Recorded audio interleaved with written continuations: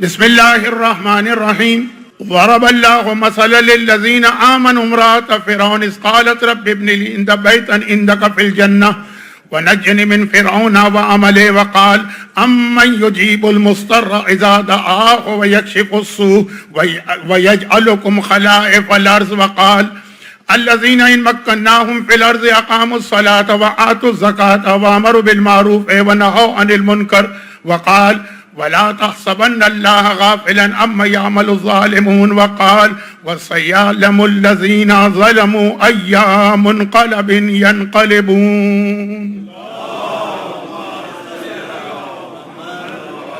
1448 ہجرہ کے ایام اعزا اختتام کو پہنچے اور آج کی رات یہ عید الضحیٰ ہے.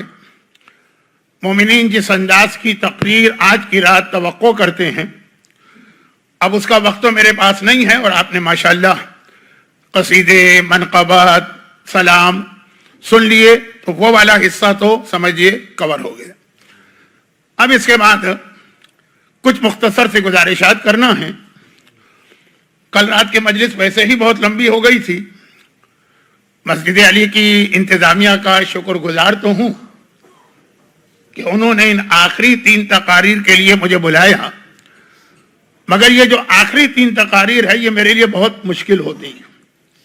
وجہ یہ ہے کہ عید الضحیٰ خود اتنا بڑا ایک موضوع کہ کم سے کم 2 یا 3 تقاریر میں اس کا حق ادا ہوتا ہے. اس سے پہلے 11ویں امام کی شہادت، تو 11ویں امام کی امامت وہ خود اتنی تفصیلی گفتگو چاہتا ہے کہ ایک آدھ مجلس میں تو حق ہی ادا نہیں ہو سکتا. تو میں عام طور پہ یہ آخری تاریخیں وہیں پڑھتا ہوں جہاں مجھے 5 دن 6 دن کا موقع ملے. لیکن بہرحال میں نے آپ حضرات کا کل کی رات کی مجلس میں بہت وقت لے لیا. آج اگرچہ سیٹرڈے ہے لیکن میں بھی سنتے سنتے تھک گیا، آپ حضرات بھی تھک گئے ہوں گے، اس لیے بہت مختصر سی گزارش. صرف ایک بات یہ کروں کہ مولا کی ایک حدیث ہے نہج البلاغہ کے آخر میں کہ بعض لوگوں کی مجبوری ان کو معصوم بنا دیتی، بعض لوگوں کی مجبوری ان کو متقی بنا دیتی، بعض لوگوں کی مجبوری ان کو باعمل بنا دیتی. مجبوری، نہ ان کو تقویٰ چاہیے نہ ان کو عمل چاہیے. مجبوری اندھے کی مجبوری ہے، اس لیے وہ کہتا ہے دیکھیے میں نے زندگی میں کبھی نامحرم کو دیکھا ہی نہیں. بہرے کی مجبوری ہے، وہ کہتا ہے میں نے زندگی میں کبھی گانا سنا ہی نہیں. گونگے کی مجبوری ہے، وہ کہتا ہے میں نے زندگی میں کبھی جھوٹ بولا ہی نہیں. تو اب یہ جو مجبوریاں اس کو متقی بنا رہی ہیں کہ اس نے نامحرم کو نہیں دیکھا، اس نے گانا نہیں سنا، اس نے غیبت نہیں کی، اس لیے کہ مجبور ہے. میری بھی ایک مجبوری ہے، اس کی میں معذرت کر رہا ہوں، کیونکہ ہو سکتا ہے کہ کچھ لوگ اس کو آن لائن بھی دیکھ رہے ہوں یا بعد میں دیکھیں. بہت لمبا سفر ہوتا ہے، بڑھاپا بھی ہے، بیماریاں بھی ہیں، سامان زیادہ لے جانا مشکل ہوتا ہے. تو میں اس وقت کالی شیروانی کسی کے سوگ میں پہن کے نہیں بیٹھا ہوں، مجبوری میں بیٹھا ہوں. میرا اپنا وطن ہوتا تو کوئی اور بات تھی، لیکن اب یہاں تو مجبوری ہے، اس لیے میں یہ عرض کر رہا ہوں کہ آپ سب حضرات کے لباس میں دیکھ رہا ہوں، اس میں ذرا سا میں مختلف لگ رہا ہوں. یقیناً ہم اپنے نانا کا تذکرہ تو کر رہے ہیں لیکن کوئی سوگ کے حوالے سے نہیں کر رہے ہیں.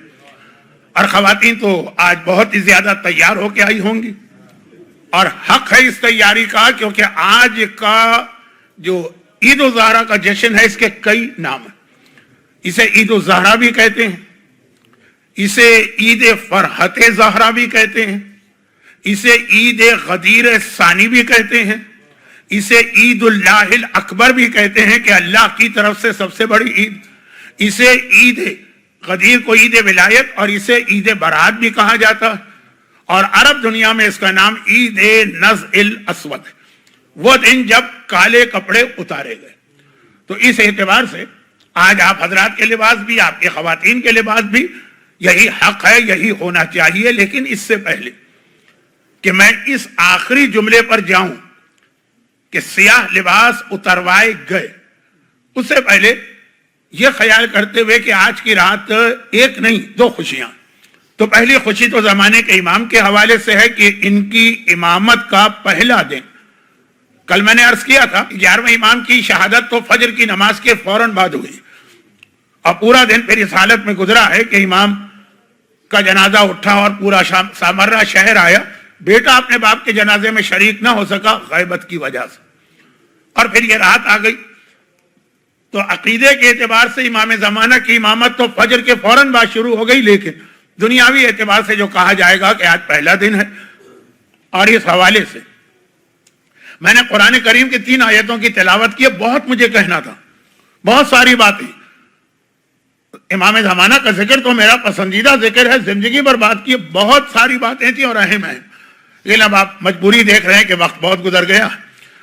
قرآن کریم کی اس آیت کی میں نے تلاوت کی ہے جس کی تلاوت ہمارے یہاں مسجدوں امام باڑوں میں بہت ہوتی ہے. امن یجیب المضطر اذا دعا، وہ کون ہے؟ وہ مستر پریشان حال، کہ جب وہ دعا کرتا ہے اللہ سے تو اللہ اس کی آواز پہ جواب دیتا ہے، یجیب جواب دیتا ہے، وہ یکشف السوء پریشانی دور کر دیتا. یہ خاص یہ آیت تو امام زمانہ کے لیے، کیونکہ مسجد علی میں پچھلے سال جب میں آیا تھا تو اس آیت کی تلاوت وہ یکشف السوء پہ ختم نہیں ہوتی تھی، وہ جو اعلانات ہوتے تھے ناظم صاحب، اس کے بعد کا ٹکڑا بھی وَيَجْعَلُكُمْ خَلَائِفَ الْأَرْضِ، یہ ٹکڑا اما یجیب المضطر اذا دعا ویکشف السوء ویجعلکم خلائف الارض، یہ ٹکڑا ہی بتا رہا ہے کہ یہ آیت امام زمانہ کے لیے ہے. پریشان حال پکارتا ہے، اللہ اس کو جواب دیتا ہے، اس کی پریشانی دور کرتا ہے اور اسے زمین پہ اپنا نائب اور خلیفہ بناتا ہے. اب یہ مستر کا لفظ جو آیا ہے، اگر آپ کو یاد ہو تو دعائے نتبہ میں بھی امام کا یہی لقب آیا ہے، این المستر این المستر. تو یہ خاص آیت زمانے کے امام کے لیے. اچھا، اب سوال یہ پیدا ہوتا ہے کہ زمانے کے امام کو مستر کیوں کہا گیا اور یہ لفظ کیوں آیا ہے کہ اللہ ان کو جواب دے کے پریشانی دور کرے گا. امام کس چیز کے لیے دعا کر رہے ہیں؟ امام کی پریشانی کیا؟ اس کا تعلق عید الزہرا کی دوسری مناسبت سے. امام جلد از جلد ظاہر ہونا چاہتے ہیں، امام اپنی غیبت کو لمبا نہیں کرنا چاہتے ہیں، امام کو فوراً ظہور کرنا، کیونکہ امام کے 2 مشن ہیں. غدیر میں اعلان ولایت ہوا ہے، امام زمانہ اس ولایت کو ساری دنیا میں نافذ کرنے آئیں گے. لیکن جو دوسرا مشن ہے وہ ہے اپنے دادا کے خون کا انتقام سب سے پہلے، اور پھر تو دعائے نتبہ میں ہے نا کہ خالی آقا حسین کے خون کا انتقام نہیں لیں گے، وہ سب سے پہلے. اس کے بعد تمام انبیاء اور ائمہ کے خون ناحق کا انتقام لیں گے. اینا وہ جو تکرار ہوتی ہے، ٹائم نہیں ہے میرے پاس کہ میں خالی وہ الفاظ پڑھ کے ترجمہ کروں، اس لیے ترجمہ کہ اینا کہاں ہے وہ جو انبیاء کے خون کا انتقام بھی لے گا، اولاد انبیاء کے خون کا انتقام بھی لے گا. یہ امام کا سب سے بڑا مشن. آخری مرتبہ امام کو جو دیکھا گیا، علماء کے واقعات ملاقات کے وہ نہیں کہہ رہا ہوں، جو امام کی غیبت کا پہلا فیز ہے غیبت صغرا.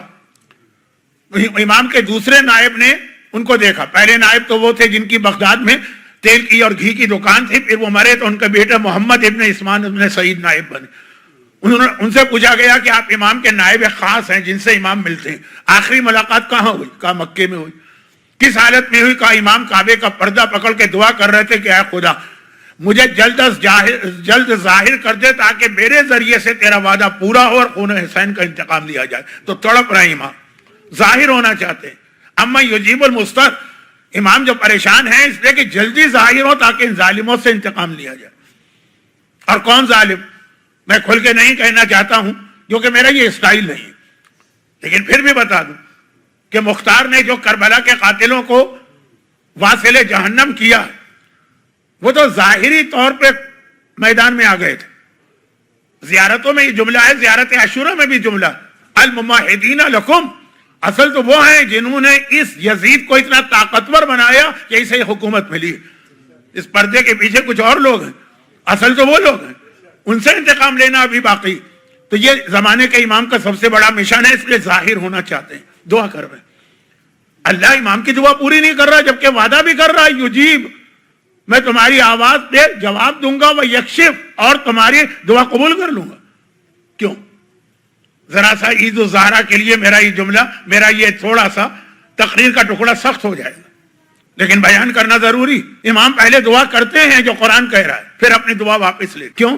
جب اپنے ماننے والوں کی حالت دیکھتے ہیں کہ ابھی یہ اتنا میرے لیے تیار نہیں ہوئے کہ میں ان کے درمیان جاؤں، ابھی میں ان کے درمیان جاؤں گا تو بجائے اس کے کہ میرا ساتھ دیں میری مخالفت کریں گے. یہ تو حدیث میں بھی کہ امام زمانہ کی پہلی فوج 313 کی بات نہیں کر رہا، 10,000 کی بات کر رہا ہوں. ہمارے یہاں صرف 313 ہی میں ہم لوگ محدود ہو کے رہ گئے. 313 نہیں، پہلی فوج امام کی 10,000 ہوگی. 313 تو جبرائیل کی آواز سنتے ہی فوراً مکے میں پہنچ جائیں گے. امام 3 دن مکے میں اسٹے کریں گے، پھر لوگ آتے جائیں گے 10,000. پہلی جنگ امام کو انہی لوگوں سے کرنا، کیونکہ یہ لوگ امام زمانہ کو آئیں گے بڑے جوش سے اور بڑے ایکسپیکٹیشن لے کے آئیں گے. لیکن جب امام کا سسٹم دیکھیں گے نا تو کہیں گے اچھا اس کے لیے تو ہم نے امام کو نہیں بلایا تھا. اور وہ سسٹم کیا ہے؟ سورہ حج کی آیت، الذین ان مکناہم فی الارض، جن لوگوں کو ہم دنیا میں حکومت دیں گے. وہ اس لیے حاکم نہیں بنے کہ کسی بادشاہ کے بیٹے ہیں تو باپ مرا تو بیٹے کو مل گیا. وہ اس لیے حاکم نہیں بنیں گے کہ لوگوں نے مل کے ان کا انتخاب کے الیکشن میں جیت کے آ گئے. وہ اس لیے حاکم نہیں بنیں گے کہ ان کے پاس طاقت تھی تو انہوں نے قبضہ کر کے ڈکٹیٹرشپ قائم کی. نہیں، جنہیں ہم حکومت دیں گے. قرآن نے پہلے سے بتا دیا، سمجھ لو بھئی الیکشن ہوتے ہیں تو ہر کینڈیڈیٹ اپنا ایک وعدوں کا مینیفیسٹو پیش کرتا ہے نا کہ میں یہ کروں گا، میں یہ کروں گا، میں یہ کروں گا، اور وہ دیکھ کر ہی آپ ووٹ دیتے ہیں. دنیا بھر کا طریقہ. تو امام زمانہ کیا کریں گے قرآن نے پہلے بتا دیا، تاکہ دعا مانگو تو سوچ سمجھ کے مانگو. الذین ان مکناہم فی الارض، جن کو ہم حکومت دیں گے، اقاموا الصلاۃ، وہ نمازیں قائم کریں گے، ایتاء الزکوٰۃ، لوگوں کے مال سے زکوٰۃ لیں گے، وامروا بالمعروف، اور پورے معاشرے میں نیکی کا حکم پھیلائیں گے، ونہوا عن المنکر، پورے معاشرے سے گناہ روکیں گے. اب بے حجاب عورت کیا امام زمانہ کی اس حکومت کو قبول کرے گی؟ ابھی بھی ہمارے یہاں لوگ تڑپے جاتے ہیں جی فلاں ملک میں حجاب میں بڑی سختی. وہ سختی ہے، یہاں پہ ہمیں تکلیف ہو رہی ہوتی ہے کہ کیا ہو رہا. ہر وقت گانا سننے کا عادی نوجوان کیا نہو عن المنکر، امام روک رہے ہیں گناہ سے، کیا روکے گا؟ کہے گا اس کے لیے تو مولا آپ کو نہیں بلایا تھا، ہم نے تو اس لیے بلایا تھا کہ آپ کے آنے کے بعد زمین اپنے خزانے اگلے گی، آسمان سے برکتیں نازل ہوں گی، ساری دنیا میں ہماری حکومت ہوگی، ہم ہی چوڑے چوڑے گھومتے نظر آئیں گے. یہاں تو مسئلہ کچھ اور ہو گیا. آج آپ صبح کے وقت سو سکتے ہیں، امام آ جائیں گے، نہیں سو سکتے فجر پڑھنا. آج اپنے مال سے خمس و زکوٰۃ روک سکتے ہیں، امام آ جائیں گے زبردستی لے کے جائیں گے. اور یہ میں کوئی ایسی ضعیف حدیث نہیں پڑھ رہا، یہ قرآن کی آیت ہے. سورہ حج میں جا کے دیکھ لیجئے گا. بہت جلدی بات کر رہا ہوں کیونکہ وقت بہت کم رہ گیا ہے میرے پاس، باتیں بہت ہیں. خلاصہ یہ ہے کہ امام کو اگر بلا رہے ہیں تو سوچ سمجھ کے بلائیے. اسلام آپ کی مجبوری سے یا لا علمی سے فائدہ، لیک آف نالج سے فائدہ نہیں اٹھانا چاہتا. کہہ رہے دیکھو یہ ہوگا الذین ان مکناہم فی الارض، جن کو ہم زمین پہ حکومت دیں گے، نمازیں قائم کریں گے، تم ہو نمازیں، ایتاء الزکوٰۃ، زکاتیں لیں گے، تم دے رہے ہو کیا اپنے واجبات، مالی واجبات، وامروا بالمعروف، نیکیوں کا حکم دیں گے، آرڈر کر رہے ہو نیکیاں، ونہوا عن المنکر، گناہوں سے بائی فورس روکیں گے. یہ ہے امام کی حکومت. تو اب جب زمانے کا امام دیکھتا ہے کہ ابھی اس کے لیے ہمارے چاہنے والے تیار نہیں ہیں، خود ہی کہتے ہیں پروردگارہ میں تو ان کی مدد کے لیے آ رہا ہوں، ان کو قتل کرنے کو تھوڑی آ رہا ہوں، ابھی میرے ظہور میں ڈیلے کر دے، شاید یہ سمجھ جائیں، شاید یہ چینج ہو جائیں، شاید یہ ویسے بن جائیں. اور اس کے بعد پھر ایک تیسری آیت میں نے تلاوت کی ہے، کیونکہ اب ذرا سی باتیں یہ اور تیسری بات ذرا بے ترتیب ہو رہی ہے، لیکن وقت نہیں ہے، ترتیب آپ بعد میں دے دیجئے گا، میں زیادہ وقت آج آپ کا نہیں لوں گا. تیسری آیت وہ ہم کو بتا رہی ہے کہ آج کے دن کا، دیکھیے یہ تو ہوا امام زمانہ کا ذکر، اب اس میں ایک بات رہ گئی ہے، میں اس میں آتا ہوں. اس کے بعد آج کی دوسری مناسبت یہ ہے کہ آج دشمنان اہل بیت سے مختار نے انتقام لیا. وہ واقعہ میں ہمیشہ پڑھتا ہوں، اگر آپ نے میری آن لائن تقریریں سنی ہوں گی تو 50 سال سے اگر میں عید الزہرا پڑھ رہا ہوں تو 50 سال سنا ہوگا آپ نے، 50 مرتبہ. لیکن وہ انتقام کی وجہ سے اس کا نام ہے عید برات. غدیر ہے عید ولایت، علی کی ولایت تولا، اور یہ ہے عید برات، دشمنان اہل بیت سے بیزاری، دوری اور ان پر لعنت. اس کے یہ عید برات کہلاتی ہے، جسے اردو میں تبرہ کہہ سکتے ہیں. مگر قرآن کریم نے یہ بتایا کہ اصلی تبرہ ہے کیا. سورہ تحریم کی سیکنڈ لاسٹ آیت، سورہ تحریم بہت اہم سورہ. اچھا قرآن کا ہر سورہ اہم ہے، لیکن ایک خاص کانٹیکسٹ کہا جاتا ہے جی پیغمبروں کی بیویاں بڑی قابل احترام ہوتی ہیں، ہم بھی مانتے ہیں، مائیں ہوتی ہیں، لیکن ان معنوں میں ماں نہیں ہے جیسا لوگ سمجھ رہے ہیں. اگر وہ غلط بھی کریں تو چپ رہ جاؤ. سورہ تحریم اس کا جواب ہے. لاسٹ 4 آیتیں پڑھیے، 3. ضرب اللہ مثلا للذین کفروا امرأۃ نوح ولوط، ہم کافروں کے لیے دو عورتوں کی مثال پیش کر رہے ہیں، ایک نوح کی بیوی، ایک لوط کی۔ نوح بھی نبی تھے، لوط بھی نبی تھے، ان کی بیویاں بھی امت کی مائیں تھیں، لیکن قرآن نے کنڈیم کیا اور بتا دیا کہ صحیح اور غلط، حق اور باطل میں پھر رشتہ داری نہیں چلتی۔ اور پھر قرآن نے ہمارے سامنے ایک مثال دی، ضرب اللہ، ضرب کسے کہتے؟ ضرب رول ماڈل، ضرب اللہ مثلا للذین آمنوا، مومنوں کے لیے رول ماڈل سنو، خاص ہماری خواتین اور لیکن مرد بھی۔ ضرب اللہ مثلا للذین آمنوا، مومنوں کے لیے رول ماڈل امرأۃ فرعون، فرعون کی بیوی آسیہ، اذ قالت رب ابن لی بیتا عندک فی الجنہ، خدا بندہ مجھے جنت میں گھر دے دے۔ بہت سی چیزیں ہم ٹیکن فار گرانٹیڈ لے لیتے ہیں، ہر مومن کو جنت میں جانا، مگر اس طرح نہیں جانا جس طرح لوگ کہہ دیتے ہیں کہ برزخ کی کیا حیثیت ہے، محشر کی کیا حیثیت ہے، پل صراط کی کیا حیثیت۔ یہاں پر گز بھر کی زبان چلانا آسان ہے، لیکن جب ملک الموت آ جائے منہ پہ لگام پڑ جائے گی، سورہ یاسین میں بھی ہے، لیکن میں اس کی طرف جا نہیں رہا ہوں، وقت نہیں ہے میرے پاس۔ تو اب قرآن کہہ رہا ہے کہ وہ اتنا مظالم برداشت کر رہی ہیں، ٹارچر کتنا ہوا جناب آسیہ پر، لیکن اس وقت بھی ان کو یہی فکر ہے کہ اللہ مجھ سے راضی ہے کہ راضی نہیں، ٹیکن فار گرانٹیڈ نہیں لے لیا کہ زبان سے میں کہہ رہی ہوں تو اللہ راضی ہوگا۔ کہا قالت رب ابن لی بیتا عندک ونجنی من فرعون، مجھے فرعون سے نجات دے، ٹھیک، وعملہ، خالی فرعون سے نجات نہیں چاہیے، فرعون کے اعمال سے بھی نجات چاہیے۔ یہ نہ ہو کہ اس کے اوپر ہم لعنت کر رہے ہیں اور وہی باتیں چھوٹے پیمانے پر ہم میں سے کسی میں پائی جاتی ہو۔ تو دیکھیے جو اصلی لعنت اسلام نے بتائی ہے تبرہ، وہ یہ کہ شخصیت سے بھی نفرت کرو اور اس کے کرتوتوں سے بھی نفرت کرو۔ یہ نہیں چلے گا کہ شخصیت سے نفرت کرو، طریقہ اس کا اختیار کرو۔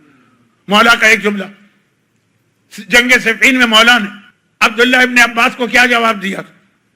جب جنگ صفین کی سب سے خطرناک رات ہوئی، 10 راتیں مسلسل لڑائی ہوئی، علی نے رات کو بھی جنگ بند نہیں کی، بہت ہو گیا، 17 مہینے جنگ چلی ہے صفین کی، لیکن کس طرح ہوتی تھی؟ صبح سے شام ہوتی تھی، شام کو جنگ بند، نیکسٹ مارننگ دوبارہ شروع۔ آخر 17 مہینے کے بعد علی نے کہا بہت ہو گیا، اب جنگ نہیں رکے گی جب تک کہ ایک فیصلہ نہیں ہوگا۔ دن ہو کے رات، مسلسل 9 دن 9 راتیں جنگ چلی، اور 10ویں رات جیسے شروع ہوئی، مولا نے ایک مرتبہ گھوڑے سے اتر کے نماز مغرب ادا کرنا شروع کی۔ عبداللہ ابن عباس نے کہا یا امیر المومنین، اس وقت جنگ بالکل اپنے پیک پر ہے، نماز کو ڈیلے کیا جا سکتا۔ مولا نے کہا اسی نماز کی خاطر تو ہم معاویہ سے لڑ رہے ہیں، یعنی وہ نمازیں تباہ کرنے والا، میں نمازیں بچانے والا ہوں۔ تو نجنی من فرعون، فرعون سے بھی نجات پاؤ اور اس کے کرتوتوں اور کیریکٹر اور اعمال سے بھی۔ یہ ہے اصلی تبرہ جو اسلام ہم سے چاہتا ہے، کیونکہ آج کی رات تبرے کی رات اور دل کھول کی تبرے کی رات۔ لیکن اس کو ذہن میں رکھتے ہوئے، وقت کم ہے، میں اس کو بڑا دلچسپ انداز میں بنا کے پیش کرنے والا تھا، لیکن مجبوری میری۔ تو اب یہ جو دوسری آج کی مناسبت ہے کہ مختار نے اہل بیت کو خوش کیا، تو اس میں یہ جملہ ذہن میں رکھیے گا کہ دشمنان اہل بیت کے عمل سے بھی دوری اختیار کرنا۔ اور دشمنان اہل بیت کربلا میں حسین کے خلاف کیوں آئے تھے؟ ڈیفرنٹ ریزن تھا، لیکن ایک کامن فیکٹر تھا، مال کی محبت، دولت کی محبت، دولت کی لالچ۔ خیر اب میں نہیں جاؤں گا، آج کی رات بھی آپ کو میں اس طرح پریشان کروں جیسے وہ شادی شدہ دلہن پریشان ہو گئی تھی۔ ہے نا واقعہ کہیے، جوک کہیے، جو بھی کہیے۔ کوئی نوجوان ہم جیسے علماء کی تقریر میں تو طالب علم ہوں، ہم جیسے اسپیکرز کی تقریر میں پھنس گیا کہ جی تربیت اولاد بہت اہم ہے، اور جس سے شادی کرو تو وہ بھی بالکل صحیح ہونی چاہیے، دین ایمان عقیدہ۔ اب پھنس گیا ہم لوگوں کے پاس، بیچارہ برین واش ہو گیا۔ شادی ہوئی جس رات کو، اس رات کو جب وہ گیا کمرے میں، تو اب دلہن کے پاس جا کے بیٹھا اور اسے پوچھنا شروع کر دیا، چیک کرنا ہے نا تیرا رب کیا ہے، تیرا دین کیا ہے، نماز روزہ۔ سنتی رہی، کتنی تمنائیں لے کے بچیاں آتی ہیں شادی کے موقع۔ آخر تنگ آ کر کہا میری سمجھ میں نہیں آتا آج شادی کی پہلی رات ہے کہ قبر کی پہلی رات ہے۔ تو خلاصہ یہ ہے کہ میں آپ کے اس جشن کا مزہ کرکرا نہیں کرنا چاہتا ہوں، لیکن اب کیا کیا جائے کہ مجھے وقت اتنا کم ملا کہ دل تو میرا چاہ رہا تھا کہ مرحوم ڈاکٹر قلب صادق کی سنت پہ عمل کروں۔ ان کی سنت تو بتا دی نا کہ وہ کہتے تھے یہ نہیں دیکھوں گا کہ کتنے بجے میرا ٹائم ہے، یہ دیکھوں گا ختم ہونے کا ٹائم کتنے بجے ہے، اس سے 5 منٹ پہلے بٹھایا جائے گا، میں 5 منٹ میں ہی اتر آؤں گا۔ لیکن خیر میں اب یہ بھی نہیں کروں گا، لیکن وہ ترتیب میں نہیں رکھ پا رہا ہوں، بہت جلدی میں باتیں کر رہا ہوں۔ تو آج کی رات تبرے کی رات، اور ان پر تبرے کی رات، دیکھیے ابھی ہم نے ماتم کیا ہے ان کا کہ جن کا حق ہے کہ ماتم کیا جائے، اور آج کی رات سے کل کا دن تبرے کی رات ہے ان پر کہ جن کا حق ہے کہ ان پہ تبرہ کیا جائے۔ دیکھیے بہت فرق پڑ جاتا ہے اس سے۔ مرحوم علامہ رشید رابی کا مشہور واقعہ، مرحوم علامہ رابی بدایوں کے ایک عالم تھے، عبد الحامد بدایونی، دونوں مسلم لیگ میں شامل تھے بیفور انڈیپینڈنس، اور پاکستان کے موومنٹ میں دونوں نے حصہ لیا، پھر دونوں کراچی آ گئے۔ عبد الحامد بدایونی اہل سنت کے بہت بڑے عالم تھے اپنے زمانے کے،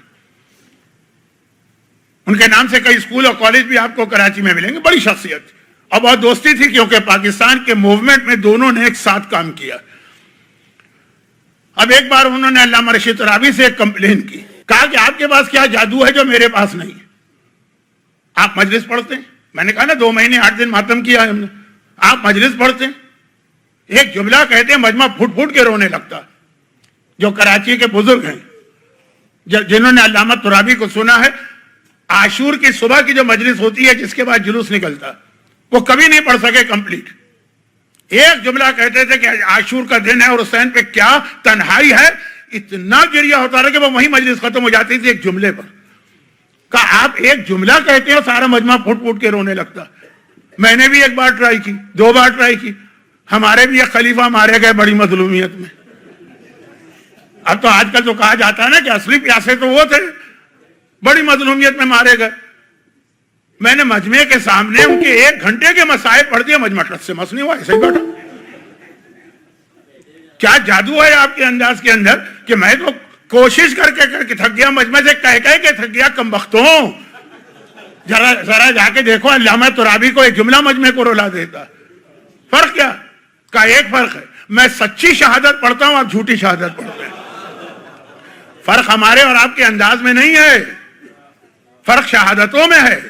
اصلی شہادت پہ یقیناً ماتم ہوگا، 2 مہینے 8 دن تو کچھ بھی نہیں ہے، اور جھوٹی شہادت پہ مجمع مجسمہ بن کے بیٹھا ہوگا۔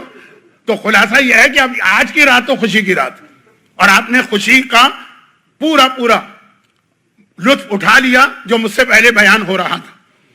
میں تو نہیں جانتا تھا، لیکن پڑھنے والا بہت اچھا پڑھ رہا تھا، کوئی مشہور خطیب ہوں گے، میں تو کافی دنوں سے مشہور پڑھنے والے ہوں گے، میں تو کافی دنوں سے کراچی سے باہر ہوں۔ لیکن اس خوشی کی انتہا کے اندر پیغام جو قرآن نے دیا ہے وہ یہ ہے کہ جن کے خلاف تم تبرہ کرو گے اور لعنت بھیجو گے تو ان کے عمل سے بھی اپنے آپ کو دور کرنا، اور یہی سب سے بڑی ذمہ داری ہے امام زمانہ کے ظہور کے حوالے سے ہماری اور آپ کی۔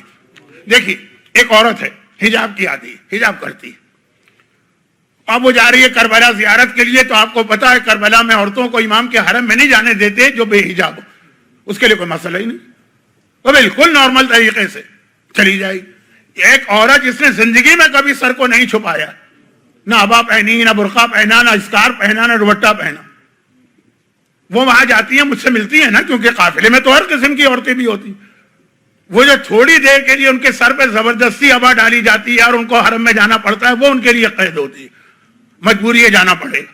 اور کیا میرے آقا حسین کی محبت مومنوں کے دلوں میں، کہ ایسی خواتین بھی وہ کہہ سکتی ہیں کہ پھر ہم کو جانا ہی نہیں ہے کربلا، نہیں جاتی ضرور ہے۔ آج کے زمانے میں بچوں کی بات تو نہیں کر رہا ہوں کیونکہ میں نے آپ کے بچے نہیں دیکھے، لیکن اپنے شہر کراچی میں بچے بھی دیکھے، جوان۔ آج کے زمانے میں ہمارے جوانوں اور بچوں کے پاس ٹائم کہاں ہے کہ دنیا کے کسی اور کام میں جائیں، فون ہے اور اس پہ لگے ہوئے ہیں۔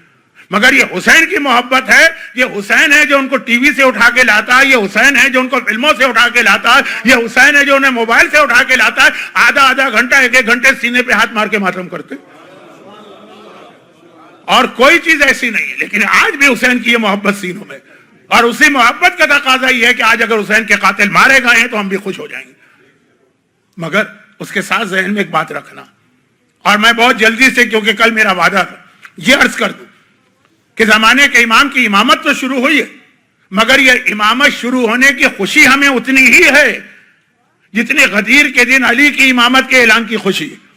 کوئی فرق کو تھوڑی ہے علی اور امام زمانہ میں.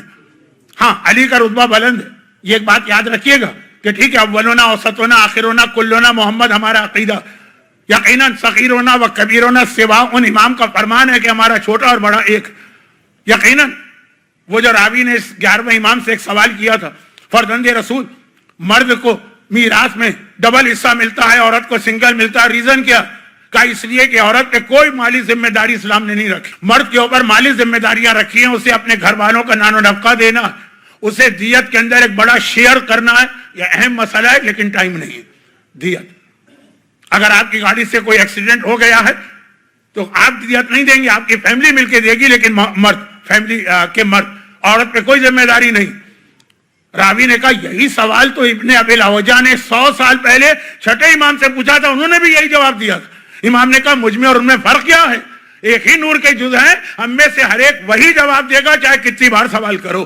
لیکن اپنی جگہ یہ عقیدہ, مولا کا رتبہ بلند ہے, رسول خدا اور علی کا رتبہ باقی اماموں سے بھی بلند. الحسن والحسین سیدہ شباب اہل الجنہ و ابوہما خیر منہما. حسن و حسین جوانان جنت کے سردار ہیں مگر ان کا بابا ان سے بہتر. اور امام زمانہ کے حوالے سے اس کی بہت ڈیٹیل بھی ہے. اسی سے اندازہ کر لیں کہ لفظ امیر المومنین, ہر امام امیر المومنین ہونا چاہیے, کہا نہیں صرف علی ہیں. زیارت امین اللہ آپ پڑھتے ہیں نا, اس میں خاص نوٹ نہیں لکھا ہے کہ اگر یہ زیارت نجف میں پڑھو تو کہو السلام علیکہ یا امین اللہ فی ارض, اور اگر کسی اور امام کربلا حسین کے روضے بھی پڑھو تو یہ لفظ امیر المومنین بدل دینا. یہ ٹائٹل صرف علی کے لیے ہے, کسی اور امام کے لیے بھی نہیں ہے. خیروں کو تو چھوڑیں. زیارت امین اللہ آپ کو یاد ہوگی نا, میں تو آج کل بہت زیادہ ذکر کرتا ہوں. معصوم نے, چوتھے امام نے یہ ہم کو تحفہ دیا, کہا جب زیارت امین اللہ پڑھو گے فرشتے اس کو ایک کاغذ پہ لکھ کے آسمان پہ لے جا کے رسول خدا کے حوالے کریں گے, سیل لگا دیں گے, نام لکھ دیں گے تمہارا. کیوں؟ جب زمانے کا امام ظاہر ہوگا فرشتے وہ ساری زیارتیں لے کے آئیں گی دنیا میں. وہ جو چوتھے امام سے لے کے ظہور امام تک جس نے زیارت پڑھی ہے وہ ساری لے کر آئیں گے رسول خدا, امام کو دیں گے. فرزند رسول یہ آپ کے جج نہیں, یہ آپ کو زیارت امین اللہ بھجوائیے. کیوں؟ جس نے یہ زیارت پڑھی ہے رسول نے کہا میرے فرزند دنیا میں وہ کہیں بھی ہے اس کو بلاؤ, وہ تمہارے لشکر میں شامل ہوگا, اور اگر مر چکا ہے تو اس کو زندہ کر کے لاؤ. اب یہاں پہ وہ جملہ آ گیا جس کے لیے میں نے اتنی بات کی. زیارت امین اللہ کا یہ جو میں نے انٹروڈکشن کرایا خود جا کے کتاب میں پڑھیے گا. مفاتیح الجناح میں زیارت امین اللہ جہاں ختم ہوتی ہے اس کے نیچے چوتھے امام کی یہی حدیث ہے. یہ زیارت آسمان پہ رسول خدا کے حوالے کی جاتی ہے کیونکہ رسول کا سب سے اہم لقب ہے صادق اور امین. اور اس لیے دی جاتی ہے کہ جب ظہور امام ہوگا تو امام کی فوج میں لوگوں کو شامل کیا جائے گا یہ دیکھ کر کہ زیارت امین اللہ پڑھی تھی زندگی میں کہ نہیں پڑھی تھی, لیکن جو مر چکے ہیں. اب یہاں پہ ہمارے پاس 8ویں امام کی ایک بہت اہم حدیث آتی ہے. بہت دل چاہ رہا تھا یہ سارا واقعہ تفصیل سے پڑھوں, لیکن آپ میری مجبوری دیکھ رہے ہیں. لیکن دل میں کہہ بھی رہے ہوں گے کہ مولانا مجبوری میں کہہ رہے ہیں, کھینچے جا رہے ہیں. اب کیا کروں, اتنا مختصر کر کے بھی یہ چند باتیں ضروری پہنچانا. حبابہ کا واقعہ, حبابہ بہت مشہور واقعہ, بہت اہم واقعہ. جب یہ مولا کی خدمت میں آئی تھی, اور رشید حجری کی روایت ہے, رشید حجری, حبیب ابن مظاہر, میثم تمار, تینوں کلاس فیلر سے علی ان کو الگ سے بٹھا کے علم غیب سکھاتے تھے. میثم کا واقعہ تو سنا ہے نا کہ ان کو سولی دے دی گئی, اور اس میں غلط تو نہیں, ایک مسٹیک ہو جاتی ہے ان کے واقعے میں, لیکن وہ کوئی ایسا عقیدے کا مسئلہ تو ہے نہیں, تاریخی واقعہ. الفاظ ادھر سے ادھر ہو جائیں تو کیا حرج ہے. وہ میثم تمار کے بارے میں پڑھا جاتا ہے, ان کی زبان کاٹ لی گئی, غلط ہے. میں کوئی نیا ایشو نہیں بنانا چاہتا, اسی لیے میں کہہ رہا ہوں کہ اتنا امپورٹنٹ مسئلہ نہیں. ان کے منہ پہ لگام ڈال دی گئی, ان کے ہاتھ پاؤں کاٹے, وہ شہید ہوئے. زبان رشید حجری کی کٹی تھی, دونوں کو سیم سزا ملی تھی فضائل علی بیان کرنے. یہ رشید حجری کہتے ہیں میں مولا کے پاس بیٹھا تھا, حبابہ آئی, کہا یا امیر المومنین میں بہت ڈر رہی ہوں کیونکہ میں نے سنا ہے کہ آپ کی شہادت کے بعد آپ کے شیعوں میں بڑا اختلاف ہو جائے گا, اور بہت سے شیعہ ولایت و امامت کے عقیدے کو چھوڑ دیں گے. پھر ہوا نا جب امام حسن نے صلح نامے پہ دستخط کیے, کتنے شیعہ امام کو چھوڑ کے چلے گئے. میرا اندازہ ہے کہ مختار نامے کی جو سیریل بنائی ہے ایران میں شاید اس میں یہ ہو, میں نے کبھی دیکھا نہیں. تو مولا میں بہت ڈرتی ہوں کہ کہیں میں ان میں تو شامل نہیں ہوں جو آپ کی زندگی میں تو آپ کو مانتے ہیں, آپ کے بعد آپ کو چھوڑ دیں گے. تو مولا کوئی کیوں چھوڑ دیں گے؟ دھوکہ کھا جائیں گے، کسی اور کو امام سمجھیں گے، کوئی ایسی دلیل، کوئی ایسی نشانی دے دیجئے کہ میں سچے امام کو پہچانوں۔ مشہور واقعہ ہے، مولا نے پتھر اٹھایا، اس پر اپنی مہر لگائی، کہا یہ لے جاؤ، جو اب امامت کا دعویٰ کرے وہ اس پر میری طرح سے مہر لگائے گا، وہ سچا امام ہوگا۔ اور کاش مولا میں آپ کی زندگی ہی میں مر جاؤں، تاکہ وہ جو لوگوں کا عقیدہ بعد میں تباہ ہو رہا ہے میں اس میں نہ جاؤں۔ رزق ہے نا۔ مولا نے کہا نہیں، اللہ تمہیں بہت لمبی عمر دے گا، اور تم ان عورتوں میں شامل ہو کہ جب میرا بیٹا آخری امام آئے گا تو تمہیں زندہ کر کے اس کی فوج میں شامل کیا جائے گا۔ یہ حبابہ سے مولا نے کہا یا امیر المومنین کتنی لمبی عمر ملے گی؟ کہا تم میرے 8ویں بیٹے تک زندہ رہو گی، پھر اس کے زمانے میں دنیا سے جاؤ گی۔ پورا واقعہ چلتا ہے، پھر کہا امام حسن سے، امام حسین سے، چوتھے، پانچویں، چھٹے، ساتویں، 8ویں تک پہنچ گئی، اور ہر امام کے پاس جاتی تھی۔ مشہور واقعہ، لیکن چونکہ اس کا وہ جملہ جس کا میں نے کل رات وعدہ بھی کیا تھا اور آج میرے موضوع میں بھی، پھر یہ 8ویں امام کے پاس پہنچ، ہر امام کے پاس گئی، دلیل دی، مہر لگوائی، سب کچھ، 8ویں کے پاس گئی، لیکن 8ویں کا چہرہ دیکھتے ہی ہنسنے لگی۔ اب جو لوگ بیٹھے تھے کہنے لگے یہ تو کوئی پاگل عورت نظر آ رہی ہے، آئی کچھ کہا بھی نہیں، بس ہنس رہی ہے۔ یہ پاگلوں کی نشانی ہوتی ہے نا، بیٹھے بیٹھے ہنس رہے۔ نہیں، آج کل پاگلوں کی نشانی نہیں، آج کل موبائل فون استعمال کرنے والوں کی نشانی ہے، بلوٹوتھ وغیرہ چل رہا ہوتا ہے نا، ہم تو سمجھ رہے ہیں نا کہ ویسے ہی بیٹھے ہنس رہے۔ 8ویں امام نے ڈانٹ دیا، کہا تمہیں کیا پتا اس حبابہ کا اسٹیٹس کتنا ہائی؟ وہ اس لیے نہیں ہنس رہی ہے کہ کوئی وجہ نہیں ہے، وہ میرا چہرہ دیکھ کے اس کو یاد آ گیا کہ میرے دادا نے اسے کیا کہا تھا کہ وہ میرے زمانے میں دنیا سے جائے گی۔ اس وقت ان کی ایج تھی 113 تقریباً 220 سال ایج، 220 سال۔ کہا کہ مولا وہ دن آ گیا جس کا میں انتظار کر رہی تھی۔ پہلے تو نشانی لے لی، 8ویں امام نے کہا کہ یہ وہ خاتون کہ میرے دادا نے اس کو یہ خبر دی تھی، اس لیے خوش ہو رہی ہے، تم اس کا مذاق اڑا رہے ہو؟ یاد رکھو یہ وہ عورت ہے کہ جب میرا پوتا ظاہر ہوگا تو اس کو زندہ کر کے اس کی فوج میں شامل کیا جائے گا۔ 2 بار یہ روایت آئی ہے، پہلی بار بڑے علی کی زبان سے، دوسرے بار چھوٹے علی رضا کی زبان سے۔ کہا مولا بس ایک دعا آپ سے کروانا، بہت جیلی 220 سال 230 سال، بس دعا کریں کہ اللہ مجھے اس دنیا سے اٹھا لے۔ امام نے کہا کہ تم نے دعا کی بات کی ہے، اٹھا لیا جائے گا۔ عورتوں میں بھجوا دیا، اپنے گھر کی جو خواتین تھیں وہاں بھجوائے۔ ابھی وہ گئی تھی کہ رونے کی آواز آنے لگی، کنیز آئی، کہا فرزند رسول جس سے آپ نے بھجوایا اس کا انتقال ہو گیا۔ امام نے کہا کہ میرے گھر کی عورتوں سے کہو اسے غسل و کفن کر۔ اور جب جنازہ تیار ہوا امام نے نماز پڑھائی، نماز جنازہ پڑھا کے اپنے ہاتھ سے قبر میں اتارا، اور اس کے بعد تمام جو امام کے صحابی تھے کہ بیٹھو اور اس کی قبر پہ قرآن پڑھو۔ مگر 2 بار یہ جملہ آیا ہے ان حبابہ کے واقعے میں، تم ان عورتوں میں شامل ہوگی جو میرے بیٹے کے ظہور کے بعد اس کی فوج میں زندہ کر کے ملائی جائیں گی۔ 313 جو امام کی فوج کا پہلا دستہ، اس میں 13 عورتیں ہوں گی۔ یہ روایت الگ سے بھی آئی ہے ہمارے پاس، مفضل ابن عمر نے چھٹے امام سے نقل کیا کہ امام فرماتے ہیں کہ 13 عورتیں زندہ کر کے اٹھائی جائیں گی۔ اب ان میں سے 9 کے نام بھی بتائیں، لیکن میرے پاس وقت نہیں ہے کہ 9 کے نام تفصیل میں جاؤں، لیکن بہت مختصر، اس میں 6 کے نام بہت مشہور۔ ان میں سب سے پہلا نام ہے عمار یاسر کی ماں جناب سمیہ کا، میسج فلم میں بھی دیکھ لیجئے گا، جنہیں ابو جہل نے برچھی مار کے شہید کیا تھا، پہلا نام۔ ام ایمن کا نام ہے، پیغمبر کی ماں جناب آمنہ کی کنیز، جو یتیمی میں پیغمبر کو پال رہی۔ جناب آمنہ تو ٹریولنگ میں انتقال ہوا تھا نا، رسول خدا ان کے ماں کے ساتھ تھے، اکیلے تھے، یہ لے کر آئی تھی مکے میں۔ اس میں تیسرا نام ہے ام خالد کا، وہ جو چھٹے امام سے شراب کا مسئلہ پوچھنے گئی تھی اور گورنر مدینہ نے محبت اہل بیت کے جرم میں ان کا ہاتھ کاٹا تھا۔ اس میں چوتھا نام ہے اسی حبابہ کا، اور اس میں 5واں نام ہے زبیدہ خاتون کا، جس نے نہر زبیدہ حاجیوں کے لیے بنائی۔ چھٹا نام ہے حضرت حزقیل کی بیوی کا، وہ فرعون کے زمانے۔ اب دیکھیں ایک ایک نام کو تھوڑا واضح کرنا تھا، ٹائم نہیں، تو 13 عورتیں امام زمانہ کی فوج میں آئیں گی۔ 313 والی فوج میں 10,000 میں تو کتنی ساری ہوں گی۔ اب دوسرا وعدہ پورا نہیں ہوگا کہ عورتوں کو تو امام کی فوج میں شامل کیا جائے گا، جنت میں عورتوں کو کیا ملے گا؟ مردوں کو تو حور ملے گی، تو ذرا انتظار کر لیجئے، ابھی کچھ اور وقت ہے آپ کے پاس، انشاءاللہ اس کا بھی جواب آ جائے گا۔ فی الحال تو اب یہ امام زمانہ کی فوج میں اس ٹائپ کے مومنین چاہیے جو اتنا امام سے محبت کرتے ہیں اور اس طرح امام کے لیے تیار ہو کے بیٹھتے ہیں. یہ نہیں ہے کہ اچانک وقت پڑا تو چلے جائیں گے, وہاں جا کے پتہ چلا ارے امام کے لشکر میں تو نمازیں پڑھنا پڑیں گی, امام کے لشکر میں تو حرام چھوڑنا پڑے گا. اور بس ایک آخری بات سن کے آ جائیے عید الزہرا کی دوسری مناسبت, اور وہ یہ ہے کہ آج ہمیں امام زمانہ کی امامت میں پہلا دن مل رہا. باقی 11 کے 11 ہمارے امام ہیں, لیکن قیامت کے دن آپ اپنے امام زمانہ کے ساتھ اٹھائے جائیں گے, کیونکہ قرآن نے کہا یوم ندعو کل اناس بامامہم, قیامت میں ہر شخص اپنے زمانے کے امام کے ساتھ آئے گا. آپ 11 اماموں کی معرفت حاصل کر لیں, امام زمانہ کی معرفت حاصل نہیں کی, ماتا میتۃ الجاہلیہ, موت جاہلیت کی موت, جاہلیت کی موت جو ابو جہل کی تھی, جو ابو لہب کی تھی, جو ولید اور عتبہ اور شیبہ کی تھی.